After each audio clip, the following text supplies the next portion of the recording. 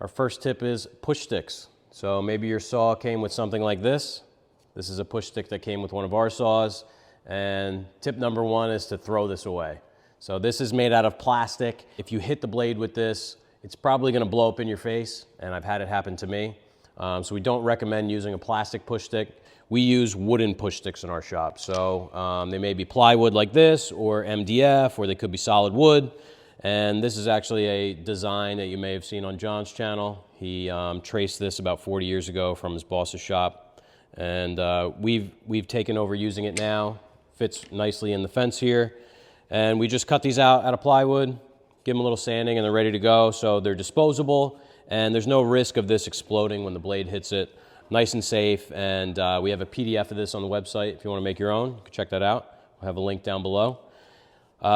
Then using push sticks. So on YouTube, we see a lot of people using push sticks incorrectly. See them with the push stick up against the fence, all the way as far away from the blade as they can get, which sounds safe, but in reality, that is going to make your board want to rotate like this because you're pushing on the corner. So if you want to push things up against the fence, you actually need to stay towards the blade. You want to push as close to the blade as you can with the push stick on your workpiece, as close to the blade as you can without running into the blade. And that's going to keep pressure up against the fence, because if you stay right here, you're going to actually end up with a kickback. Promotional support for this episode is provided by Quick Screws. Since 1987, Quick Screws has been a leader in both quality and performance.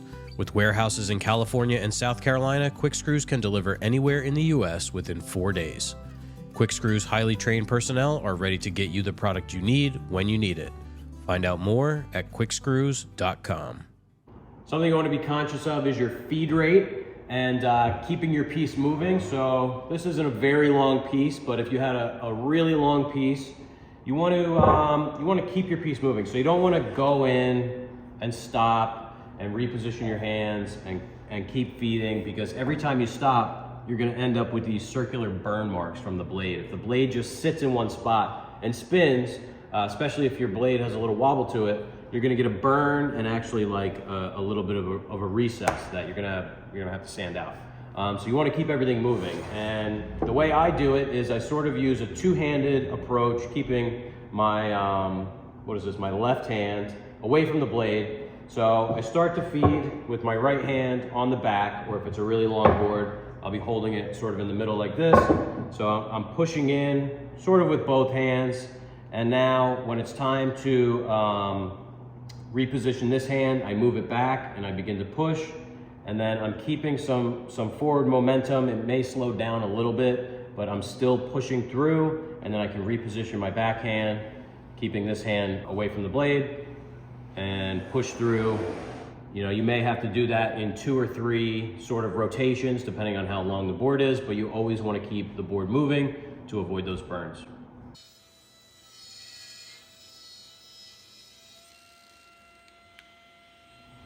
That leads us nicely into some safety protocol. So you have the throat plate here. So this red throat plate, can't talk today.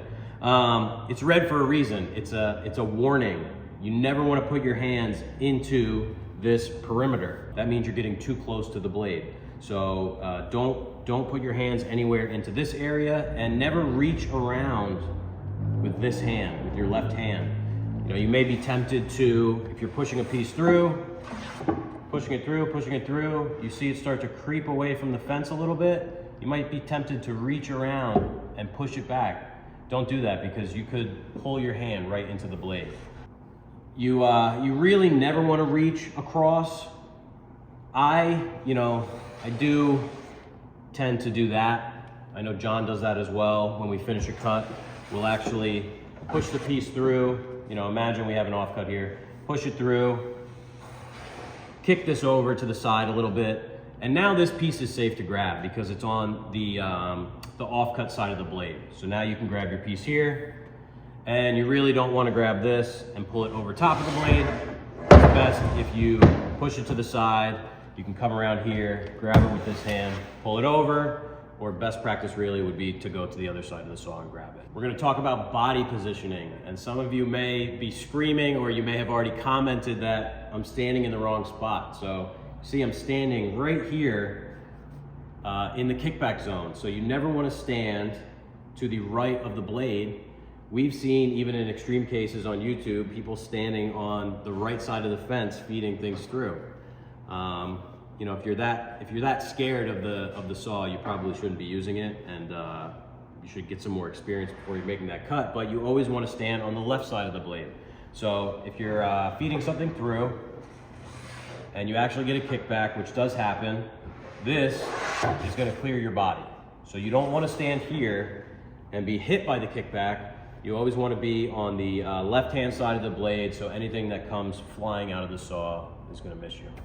Most of your saws are going to come with a miter gauge like this, and this is used for cross-cutting. It's used most often, I would say, at 90 degrees, but it is you know, tiltable here so you can cut some angles. I don't personally use one of these. We have a cross-cut table that's attached to the saw, but if you are going to use a miter gauge, we suggest that you add an auxiliary fence to it. So that's going to help you out in two ways. It's going to give you more of a reference surface. You see, this is only like about 5 inches wide, so it doesn't give a lot of reference for your workpiece.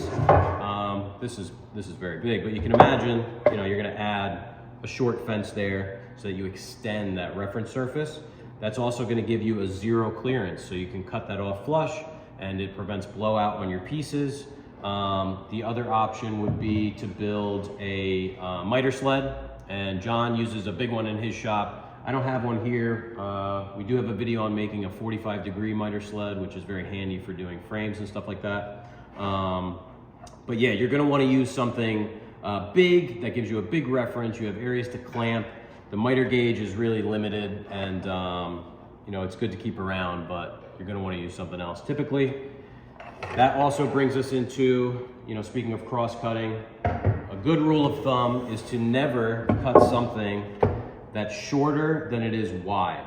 So let's say this was a piece of plywood and we wanted to cut a piece off like this. You see, we have a 7-inch reference surface, and we're cutting something that's 22 inches wide. This is very dangerous. To make this cut, you need to stand in the line of fire, and because the reference surface is so small, the chances of it, you know, sort of tipping like this and causing a kickback are very high. So when this gets in and goes like this, the blade is going to grab it and it's going to throw it right back at you. Not a good idea. I've done it myself. You need to be very careful, but as a rule of thumb, you should never do it. Always look for a different way. This is a perfect cut for a miter sled, or worst case scenario, you can use your miter gauge. So hopefully you guys learned something. If not, let us know. Let us know what we could have taught you. And if you did learn something, let us know what you did learn. Hope you guys enjoyed. Talk to you next week.